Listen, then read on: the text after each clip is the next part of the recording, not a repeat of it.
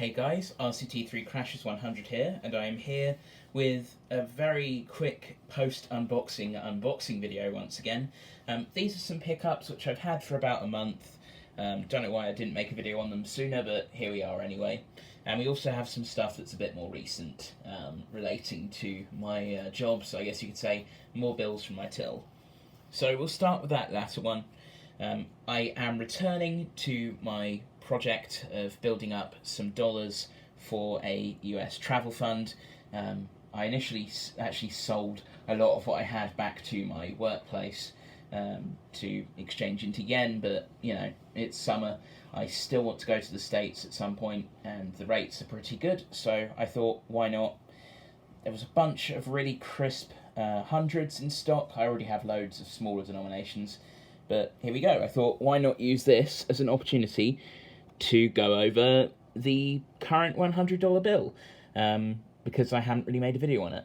So as you guys know, I made a video on the previous series $100 bill, but I might as well show it again here. This is another one which I recently picked up because the one I showed last time I actually stamped with some Where's George stamps and then put it straight into circulation via my workplace. So hopefully that's currently touring the USA, and eventually someone might enter that into the system.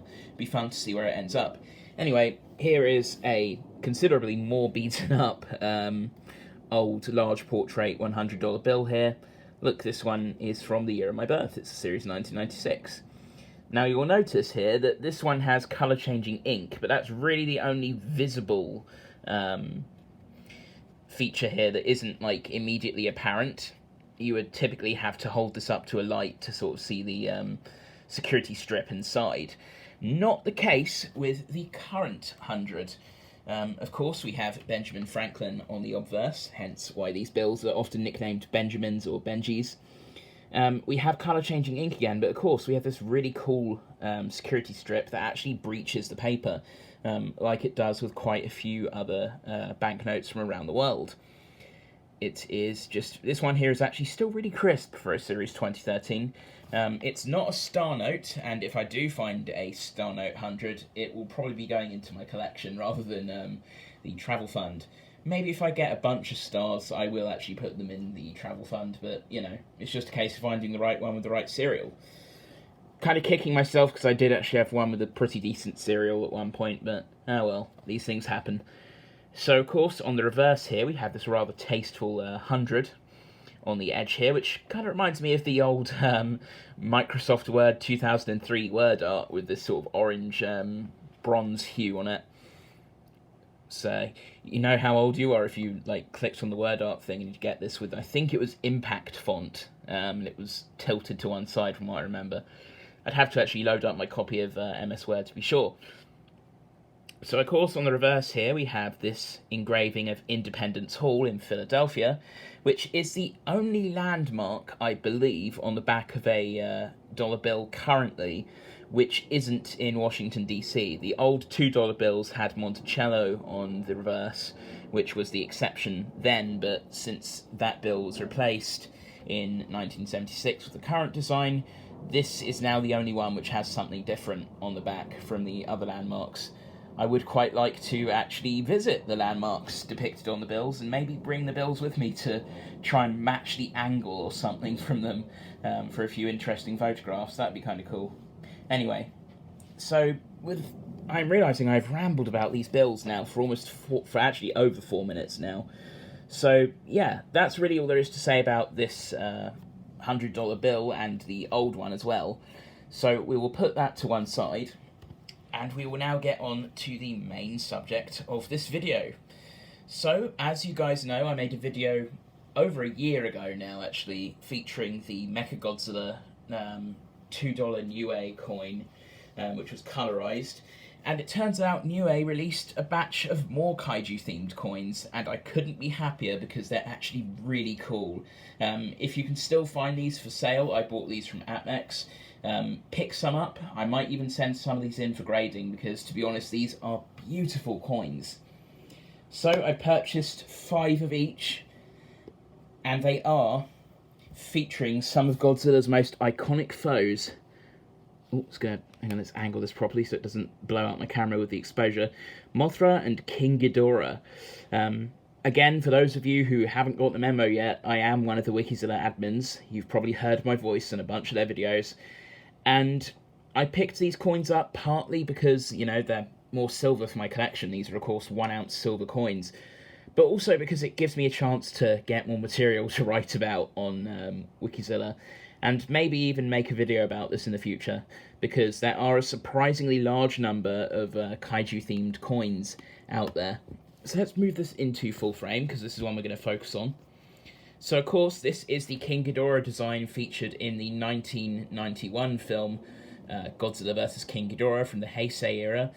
The thing I found kind of amusing about the item description for this on APMEX is it kind of mixes up a lot of the stats for King Ghidorah with the Showa incarnation, which is kind of amusing.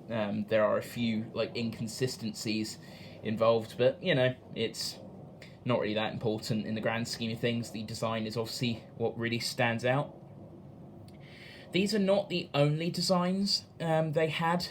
They also have some colorized versions and some special colorized versions featuring Godzilla actually fighting Mothra and King Ghidorah, but those are a bit more expensive, so I decided to go with these standard ones.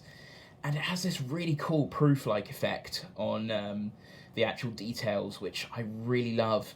That's another reason why I'm probably actually going to send at least one of these off to be graded in the future, if I can actually raise the money to do that.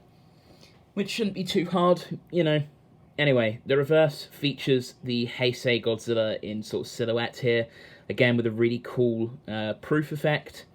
They came in these capsules, but they took a bit of a beating during shipping. Those aren't scratches on the coin, those are just scratchings on the capsule, thank goodness. But yeah, a few of these capsules were a bit loose, so I had to replace some of them. That's fine, they did their job, they took one for the team, but yeah, it's not ideal. Again, we have the coat of arms of Niue on the left here, $2 2023, and of course we have the usual copyright gubbins from Toho over there. Yeah, I really like these coins, and to be honest, if they do stay on sale for much longer, I'm probably going to buy some more, to be honest. Yeah, so we'll go and just take another look at Mothra, of course. This design features, again, the Heisei incarnation of Mothra, specifically the one that appears in Godzilla vs. Mothra, as opposed to Rebirth of Mothra, the first entry in the trilogy. Main difference here is the different shapes of the antenna. The reverse is much the same. Again, really nice proof-like effect. It actually works really well on Mothra's wings, because they, of course, have black patterning in real life. These sort of jagged patterns here are meant to be solid black on the original. Or actually, no, I think, yeah, they are actually meant to be black, I believe. I'd actually have to look at the design. I know it sounds silly considering I look at this sort of thing all the time for my wiki work, but you do forget sort of the small details off the top of your head. So anyway, I guess before this video balloons any longer, because we're approaching 8.5 minutes now, about to go past it, I might as well end this video here. As you can see, there's another capsule that's a bit loose. So, with that being said, I'm RCT3 Crashes 100, and this has been a quick update to the collection, featuring some new pickups, and a new beginning for my US travel fund. Thanks for watching, and I hope you will enjoy this video. See you in the next one. I'm RCT3 Crashes 100, over and out.